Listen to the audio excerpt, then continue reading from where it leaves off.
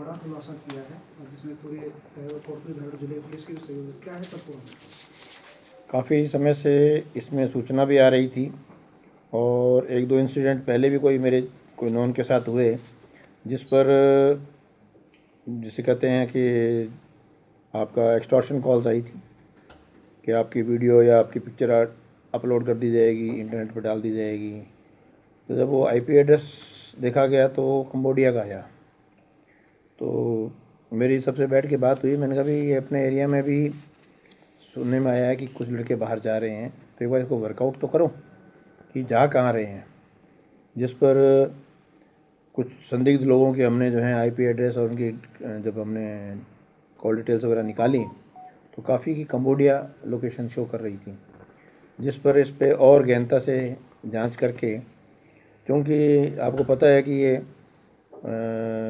एक extortion centres, call centres बाहर चल रहे हैं और काफ़ी लोगों को बरगला कर यहाँ से बाहर ले जाया जा रहा है, जिस पर ऑपरेशन साइबर मुक्ति नाम देते हुए एक कंप्लीट टीम को लगाया ताकि इस से जो युवा हैं उनको या जो लोग थ्रेटनिंग हो रही है उनको निजात दिलाई जा सके। इस टीम में ज़िले के 15 थानों की कुल 25 और टीमों में 100 से अधिक पुलिसकर्मियों की संयुक्त कार्रवाई रही। एक साथ होमवर्क करके सबको एक साथ पूछताछ के लिए, इन्वेस्टिगेशन के लिए, डॉक्यूमेंट वेरिफिकेशन के लिए थाने बुलाया गया। कंबोडिया से संचालित चाइनीज साइबर गिरोह द्वारा डिजिटल अरेस्ट, फेक वेबसाइट या इन्वेस्टमेंट फ्रॉड के जरिए भारतीय नागरिकों से हज़ारों करोड़ों की ठगी हर साल होती है। टेलीग्राम, व्हाट्सएप, फेसबुक, इंस्टाग्राम के माध्यम से शेयर मार्केट के नाम पर असली ऐप से मिलते जुलते फेक ट्रेडिंग ऐप भी बनाकर उसमें आपको जोड़ लेते हैं और बाद में आपको अप्स दिखाते हैं। बाद में जब आप अपना पैसा निकालने लगते हो तो वो आपको आउट कर देते हैं। तो ये कंबोडिया स्थित सेंटरों से भी अपने आप को सीबीआई, ईडी, कस्टम का अधिकारी बनाकर भारतीयों को डिजिटल अरेस्ट और जो है कई साइबर फ्रॉड्स का निशाना बनाया जाता है। इसमें जो मुख्य दलाल जो हमारे हत्थे लगा वो है सुरेश सैन, निवासी रामनगर बानसूर का, जिसको कि गिरफ्तार किया गया है। गिरोह द्वारा अब तक सैकड़ों युवकों को कंबोडिया भेजा गया, इसमें अकेले बानसूर से लगभग 50 के करीब युवक शामिल हैं। अब तक 15 संदिग्धों से पूछताछ में 25 संदिग्ध को 170 बीएनएस में गिरफ्तार किया गया। विदेश भेजे गए युवकों की पहचान व संपर्क प्रक्रिया जारी। अंतर्राष्ट्रीय नेटवर्क व आर्थिक लेन देन की भी आगे जांच करवाई जाएगी।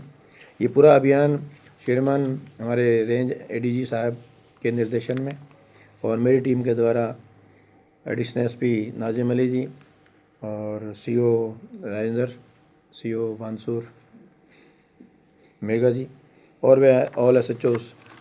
तो इसमें जो पूछताछ से सामने आया है कि इलाका थाना बानसूर, कोटकासिम, मुंडा और अन्य क्षेत्रों से कई लोग कंबोडिया में रहकर फ्रॉड कर रहे हैं। कर रहे क्या रहे हैं, उनसे करवाया जा रहा है, वहाँ उनको रखा जा रहा है। एक तरह वो भी वहाँ कहीं ना कहीं पहले तो था, लेकिन कुछ सिस्टम उन्होंने भी चेंज किया है। मुख्य अभियुक्त सुरेश सैन पुत्र श्री रामदयाल सैन को जो है मुकदमा 2/26 दर्ज किया गया, धारा 316/2, 318/4, 351/2 बीएनएस, 66 DIT एक्ट में मुकदमा दर्ज। इसका जब हमने पता किया तो इसका पूर्व में एक रिकॉर्ड ये cyber crime police Lucknow east के द्वारा भी ये अरेस्ट, इसके खिलाफ मुकदमा दर्ज हो चुका है। तो ये जो इनकी मॉडस ऑपरेंडी है वो ये है कि यहाँ से लड़के को जो है फर्जी पासपोर्ट वीज़ा बनाकर यहाँ से भेजते हैं, लाओस, थाईलैंड और इनके थ्रू ले जाकर कंबोडिया ले जाते हैं। कंबोडिया ले जाकर इनको 15 दिन की वहाँ पर ट्रेनिंग दी जाती है कि कैसे आप कस्टमर से बात करोगे, कैसे उसको जो है धमकाओगे, कैसे उसको प्रलोभन दोगे, और वहाँ पर ये सेंटरों में लगा दिया जाता है। और जैसे मैंने पहले बताया, अधिकारी बनते हैं, कोई ईडी का, कोई सीबीआई का, कोई किसी तरह का। और अब तक जो इनसे जो पूछताछ में बात आई है, लगभग भारत, पाकिस्तान, नेपाल और बांग्लादेश के लगभग 1000-2000 युवक युवतियाँ वहाँ काम कर रही हैं। इनको 1000 रुपये अमेरिकी डॉलर जो है मासिक वेतन का इंसेंटिव दिया जाता है और एक्स्ट्रा कोई काम करते हैं उसका भी इंसेंटिव दिया जाता है। लेकिन वो रखते क्योंकि हिंदी भाषी हैं, क्योंकि यहाँ की भाषा में काम साउथ वालों के लिए, साउथ इंडियंस को रखते हैं, तो वो लोकल डायलेक्ट वाले लोगों को ही वहाँ पर रख कर काम करवा रहे हैं। तो ये एक बहुत बड़ा नेटवर्क चल रहा है।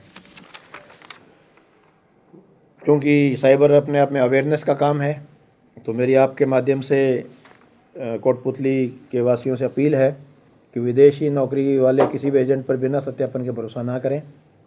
Passport, visa, company offer letter व वर्क परमिट की अनिवार्य जांच करवा लें। बिना लाइसेंसी एजेंट के माध्यम से विदेश जाने से बचें। किसी भी संदिग्ध एजेंट या ऑफर की तुरंत पुलिस को सूचना दें। अगर कोई धोखाधड़ी हो जाती है तो सूरत में तुरंत 1930 पर या नज़दीकी थाने में संपर्क करें। कंबोडिया, लाओस, वियतनाम, म्यांमार आदि देशों में जाने वाले युवा अतिरिक्त सावधानी बरतें। जिला पुलिस की फर्जी एजेंट या गलत तरीके से विदेश जाकर साइबर फ्रॉड करने वालों के खिलाफ हमारी निरंतर कार्रवाई जारी रहेगी। युवाओं से भी अपील है, विदेशी नौकरी के नाम पर लालच में ना आए और पहले एजेंट, नौकरी व दस्तावेजों का सत्यापन अवश्य करवाएं। तो सर अभी तक इनसे कोई राशि कोई बरामद हुई या कोई सीज करवाई हो, ऐसा कोई टारगेट आया अपने सामने? नहीं, राशि तो एग्जैक्ट ही है ना कि सारा कंडक्ट वहीं से हो रहा है। जी यहाँ से तो आपने अपने हमारा तो मेन मकसद ये है कि कर तो इंडिया में रहे हैं पूरे में, जी जी। लेकिन अपने यहाँ के युवक दिग्भ्रमित होके बाहर चले गए। उनके घर वालों को बुलाकर उनको हमने समझाइश की है कि भाई आपके बच्चे वहाँ पर इन कामों में लिप्त हैं और इतने लोगों के जो है पासपोर्ट और वीज़ा इन्होंने बनवा रखे हैं। तो ये कुछ जाने की फिराक में कुछ वहाँ जा चुके, तो कम से कम घर वालों को ये तो पता लगे कि उनके बच्चे कर क्या रहे हैं, उनको पता ही नहीं है। तो कितनी लिस्ट कोई सामने आई उस लिस्ट में, कितने लोग फंसे हुए हैं सब आपने? मैं बताया ना, बानसूर के 50 के करीब तो युवक बानसूर। हाँ जी, कोई पीड़ित भी सामने आया? तभी तो मुकदमा दर्ज हुआ है। FIR तो पीड़ित 6-7 है इसके अंदर। सर मुक्त आयुक्त जो सुरेश, वो कितने टाइम से इससे जुड़ा हुआ था?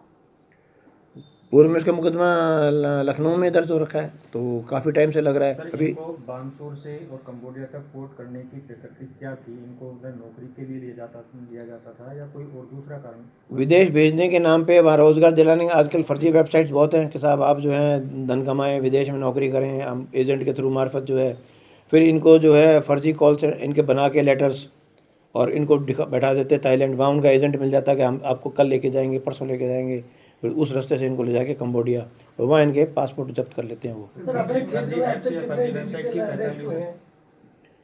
इसमें बताया ना मैंने कि इसमें जो है हमने कुल जो पूछताछ की है वो तो 15 संदिग्धों से पूछताछ की और 25 संदिग्ध 170 BNS में गिरफ्तार किए हैं। बाकी मुकदमे में तो इसको साइन को लिया है अभी।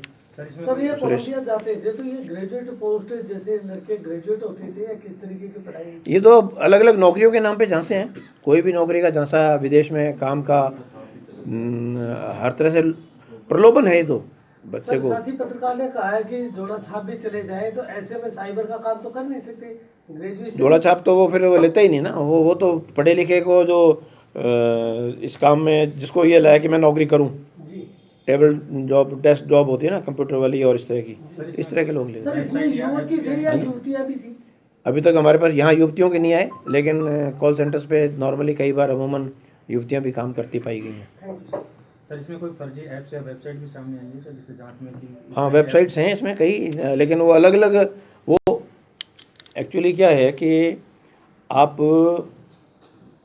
चाहे गूगल पे चले जाएं, जो फर्जी वेबसाइट है वो पहले खुलेगी, ओरिजिनल वेबसाइट बाद में खुलेगी। मैं पहले जब अजमेर SP था वहाँ पे भी इस तरह एक फर्जी वेबसाइट में उसको जोड़ के ऐप में कि साहब हम फलां फलां मल्टी शेयर्स कंपनी के हमारे हम काम करते हैं, जोड़ लिया, अगला पैसे लगाया गया, लगभग 1 करोड़ 60 लाख रुपए लगवा दिए उसके, कुछ खुद के कुछ लोन लेके। बाद में उसने जब पैसा वापस निकालना चाहा, स्टार्टिंग में छोटा इन्वेस्टमेंट करते हैं वो तो क्या करते हैं, ये रिफ़ंड कर देते हैं, आपके 5 के 15 कर देंगे, आपको यकीन हो जाएगा। फिर उस ग्रुप में जो जुड़े हुए हैं वो ये कहेंगे कि साहब मेरे इतने आ गए, वो क्या मेरे इतने आ गए, वो क्या मेरे इतने आ गए, तो आपको लगता है जब इनके आ रहे हैं तो मेरे भी आएंगे, तो फिर वो आपको प्रलोभन भी देते हैं। कई बार क्या करते हैं, आपने जो अमाउंट लगा दी उस अमाउंट को कहेंगे साहब हमने आपके बेनिफिट के लिए एक ये शेयर और निकला इसमें लगा दिया और इसमें आप इतना लगाने के लिए इतना पैसा और लगाना पड़ेगा, तो पैसा अब वो विड्रॉ मांगता होगा, नहीं अभी तो आपका नुकसान हो जाएगा, इतना और लगाओ उसके बाद आपको पैसा मिलेगा। तो उन्होंने जब जाकर उन कंपनीज़ की वेबसाइट पे जाके चेक किया तो उन्होंने बताया कि हमारी वेबसाइट ही नहीं है। तो ये फर्जी वेबसाइट के माध्यम से ये काम। मैं एक और मामला जानता हूँ कि बच्चों ने जो है, कोई मेरे नॉन थे वो बॉम्बे पढ़ रहे थे, वहाँ उन्होंने लिकर ऑनलाइन परचेज, उनका साहब बिल्कुल क्रेडिट से पैसे, आपको 20% रिबेट मिलेगी।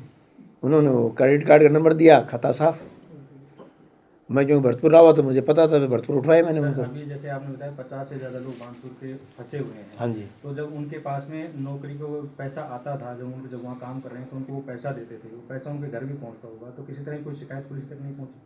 नहीं, पैसा तो अब ऐसा है, आज मान लो मेरे अकाउंट में पैसा आ रहा है, मैं मेरे घर वालों को जो है फ़ोन पे कर देता हूँ, तो शिकायत कौन करेगा? आपने कहा सर कि उनके पासपोर्ट वहाँ जब्त कर लेते हैं। सुनने में आया क्योंकि वो वहाँ से निकल नहीं जाए, एक तरह से बंधक बना लेते हैं उनको, वो काम कर मजबूरी में काम करना पड़ता है। वापसी का जैसे आपने जो पीड़ित सामने आए हैं, उनकी वापसी को उसमें एक हमारे पास शायद पीड़ित भी आया है जो पहले वहाँ रह चुका है, और वो यहाँ उसी ने हमारे को इसका काफ़ी खुलासा किया, तो उसकी आइडेंटिटी हम थोड़ा बता नहीं सकते। सर, कुछ परिजनों ने ये आरोप लगाया कि पुलिस ने केवल पासपोर्ट बनाने के नाम पे ही हमारे बच्चों को उठाया, ऐसा कुछ हुआ है क्या? हम तो पासपोर्ट के नाम पे ही तो उनको लाए कि पासपोर्ट आपके यहाँ तो दिखाइए हमारे को, और पासपोर्ट बने हुए हैं उनके, फर्जी बने हुए हैं, वीज़ा फर्जी बना के उन पासपोर्ट पे उनको भेजना चाह रहे हैं, वो हमको आगाह करना चाहते हैं। सर, जिस तरीके से अपने यहाँ तक पहुँचे हो तो आपने बताया $1,000 यानी कि 80,000 रुपये महीना कमाते थे, तो उनकी फैमिली बैकग्राउंड भी इस तरीके का दिखा कुछ आप? वो अभी जांच पड़ताल करेंगे, उनका लाइफस्टाइल कैसा है, कितना पैसा वहाँ से इनको जो बताते हैं कि इतना पैसा दे रहे हैं, इनफैक्ट यहाँ कितना पहुँच रहा है उसको भी चेक करना ज़रूरी है। Thank you.